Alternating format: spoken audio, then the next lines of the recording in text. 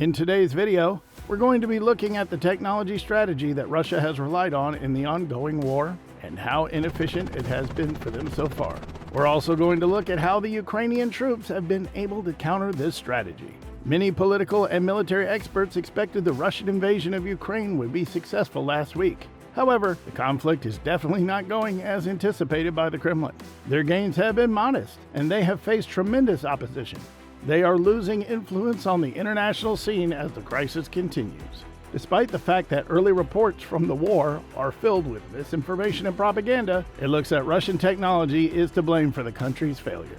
Stay till the end of the video to understand this Russian strategy and how poorly they've been doing in the ongoing war. Russian forces are having a difficult time in Ukraine after 4 days of warfare. Russia has lost around 4,300 troops and roughly 150 tanks, according to Ukraine's military ministry. And both Kiev and Kharkiv, Ukraine's second largest city, remains under Ukrainian hands. Although the casualty figures are unconfirmed and should be considered with caution, they contrast sharply with early Russian expectations, which expected that the Russian armed forces' larger numbers and access to more powerful weapons systems would result in a quick and relatively painless invasion. Ukrainian military, on the other hand, have put up a remarkable fight. Much has been made in recent years about Russia's evolving hybrid warfare, which combines traditional tactics such as ground soldiers and air assaults with media manipulation and electronic warfare, such as signal jamming. Nonetheless, Russia appears to be losing the information war. The sheer volume of video and information streaming in real time from Ukraine, combined with a young social media savvy president and broad, transparent intelligence sharing, has proven to be a powerful antidote to the Kremlin's disinformation spin.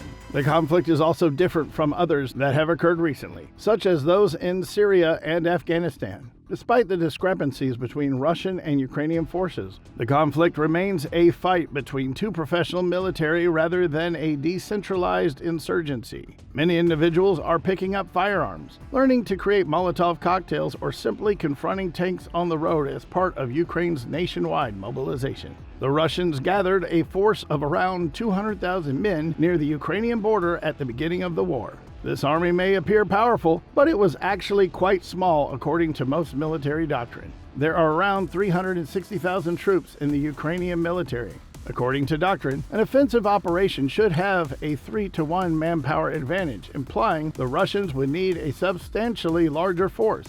During the invasion of Iraq, the U.S. and its coalition partners used technological overmatch to compensate for a similar manpower shortage. Technology overmatch, particularly in air, enables a small military force to match the fighting power of a much larger force. The Russian military presumably had something similar in mind. While the Russians' exact doctrine is unknown, they appear to have developed a multi-domain approach that mainly relies on technology. The Russians began by launching cyber attacks against Ukraine's financial sector and command centers. They launched a multi-pronged onslaught, culminating in a powerful effort to take Kiev.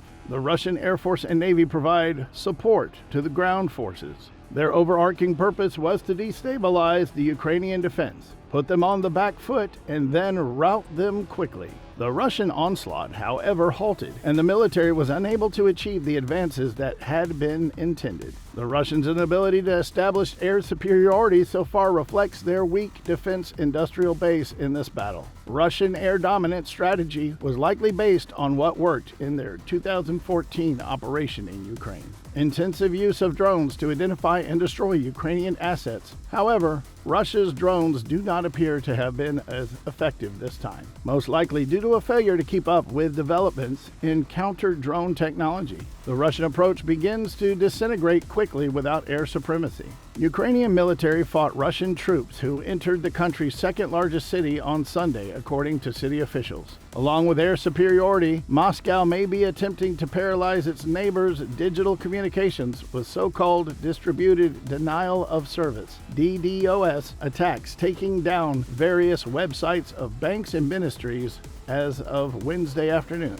Kiev has blamed the attacks on Russian operatives, which Moscow denies, as shown by cyber attacks on Ukrainian financial and military websites the day before the attack. The Russians prepared to employ cyber warfare to destabilize the country. In recent years, however, systems have become more resistant to hackers. The cyber attack did not have the same destabilizing effect as predicted. Meanwhile, independent hackers are said to have carried out similar cyber attacks against the Kremlin, Russian media, and a Belarusian defense firm. Furthermore, Russia's armor is a little obsolete. Rather than the cutting-edge T-14 tanks that were extensively exhibited in recent Moscow military parades, many of the tanks deployed in this battle are older T-72 types. Indeed, much of the Russian technology spotted on social media appears to be Cold War relics with modest tweaks.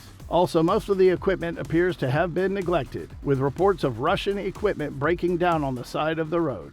The plan is also fundamentally faulty because fighting in an urban setting makes technology irrelevant, as evidenced by the global war on terror. Military technology is designed to increase the distance between a combatant and their opponent. The effectiveness of military technology is limited in urban situations, which reduces the standoff. Tanks and armored vehicles also have limited maneuverability and are easy targets. Although the technology's efficiency has already been questioned, it will be amplified if the battle spreads to big cities. Russia's victory in this war is no longer a sure conclusion. If they lose, it will be because their strategy relied too heavily on technology, and that technology was just insufficient. The Russian invasion army lacks the combat power required for a decisive victory without technological overmatch. Before we talk about Putin's vital miscalculation, be sure to subscribe for more content like this. Russia has entirely lost control of the narrative, even among Russian domestic audience, and Putin is facing far more opposition than he anticipated.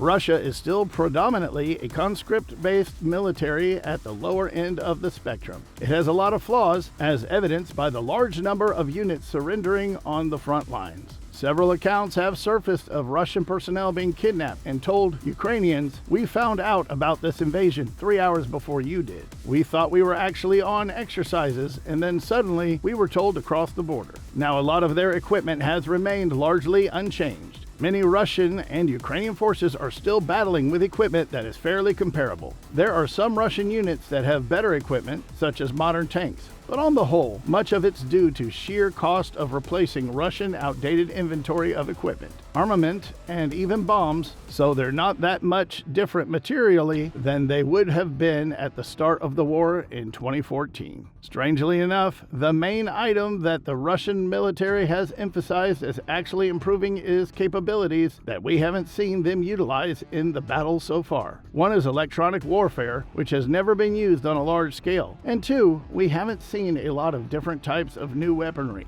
such as cruise missiles, new fighters, and strategic bombers. That Russian doctrine, what they say they do in this kind of war, says they do. Putin appears to have miscalculated and had a bad plan going into this about how quickly the Ukrainian military would collapse. And he is still trying to avoid using these extremely damaging weapons of concentrated missiles and airstrikes to destroy Ukrainian defensive positions in order to maintain his narrative that this isn't a real war that requires that kind of firepower. And that's it for today's video. Share your thoughts on Russia's strategy in the comments section, and be sure to check out our video on the Ghost of Kiev.